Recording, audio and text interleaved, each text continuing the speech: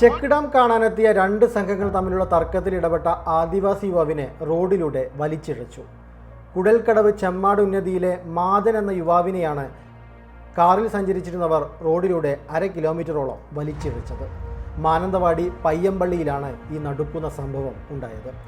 കാറിൻ്റെ ഡോറിനോട് കൈ ചേർത്ത് പിടിച്ച് യുവാവിനെ മാനന്തവാടി പുൽപ്പള്ളി റോഡിലൂടെ വലിച്ചിഴക്കുകയായിരുന്നു. പയ്യമ്പള്ളി കുടൽക്കാവിൽ ചെക്ക് ഡാം കാണാനെത്തിയ രണ്ട് സംഘങ്ങൾ തമ്മിലാണ് വാക്കുതർക്കമുണ്ടായത്.